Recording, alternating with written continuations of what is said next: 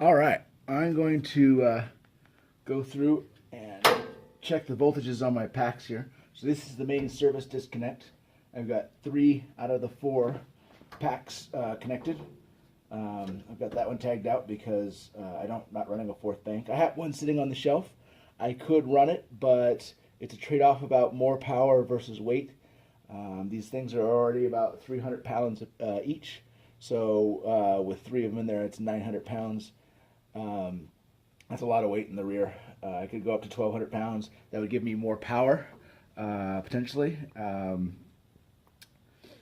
For the half mile, I'm going to run it with 3. We'll see how the performance comes out, and I'll run the numbers and decide whether or not, for when I do the 1 mile race, whether or not I'll put that 4th bank on. My initial thoughts are no.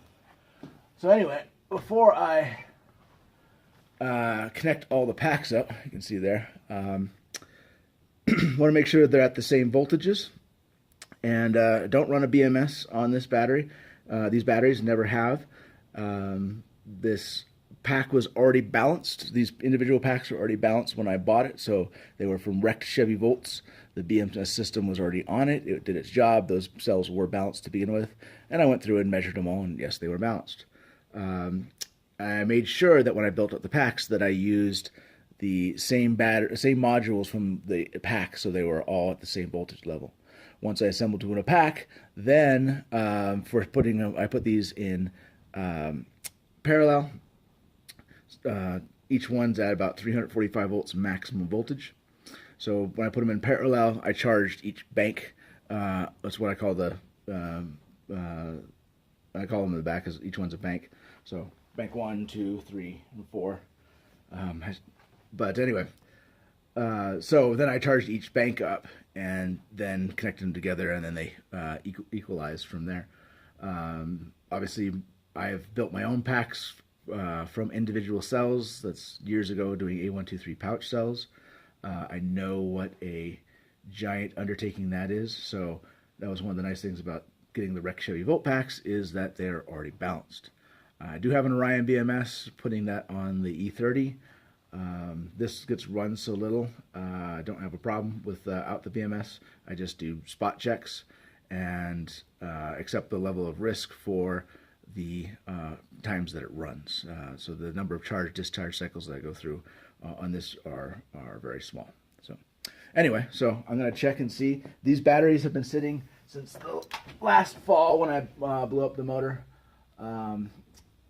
And this is where I hook up my charger to. So turn on the first bank. My head's probably in the way, but that's 338.2 on bank 3. We got 338.48 on bank 2. And we got 338.3 volts on bank 1. So each of the 3 banks are within 0.2 of a volt. That's 96. They're 96 cells, if I remember right. No. They're 82 cells in here. So 0.2 of a volt over 82 cells. Now, that is average voltage. That does not mean that each one of those cells is the exact average of that. They won't be. They'll be off some. So I'll go through in the back and spot check. But this means I can connect all 3. Comes out 338.34 volts on the pack. So now I've got power to the Shiva. I'm going to do a few checks on the 12 volt before I do anything else. But yeah, looks like and I'll spot check the cells in the pack. And what I'll do there is measure half the pack on either side, and they should be the same voltage. And if there's a dead cell in there, then that's a good way of doing a quick check. But for now, since I'm working on it, turn these off. Highly recommend mechanical service disconnects. This is normally behind a panel. The panel is removed so I can get to it. I know anything. I close this off. This is the runs come from through the through the truck bed up to here. pauses right here, shortest length possible, so I know that I can kill it here, and that and then I'm safe. I'm also all right. So controller's on here. Right now I've got it in neutral. So this is my shift cable here. This is actually a throttle cable off of an old airplane that I worked on years ago, but it's not ideal because I don't have a real stop on the indents for the gears, but it works. So right now I'm in neutral.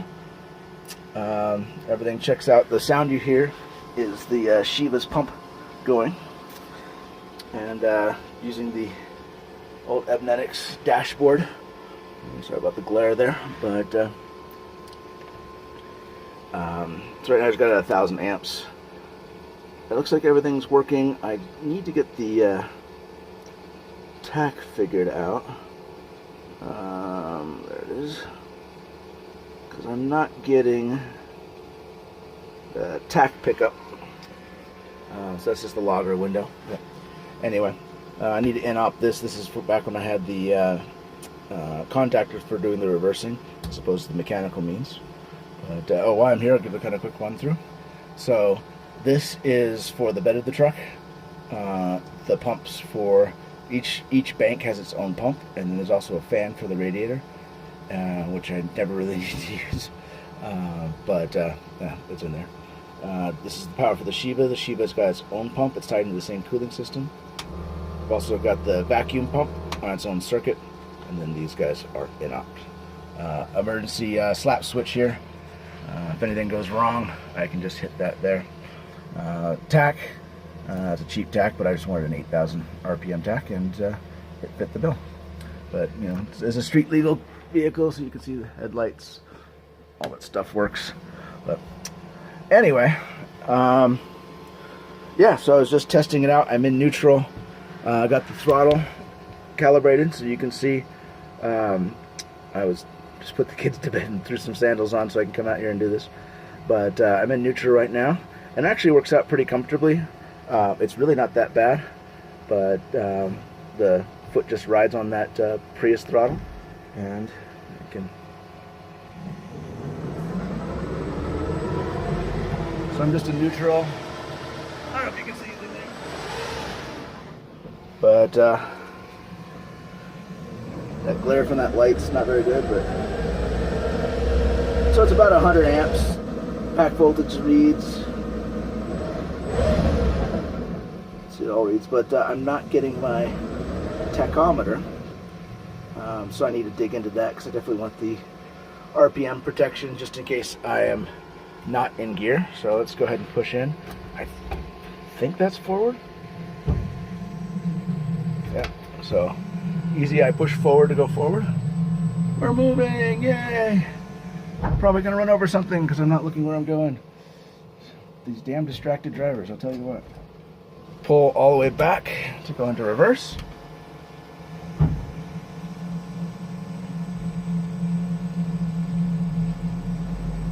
Right now, I've just got it set to 1,000 amps. I'm just using a small bit of the throttle.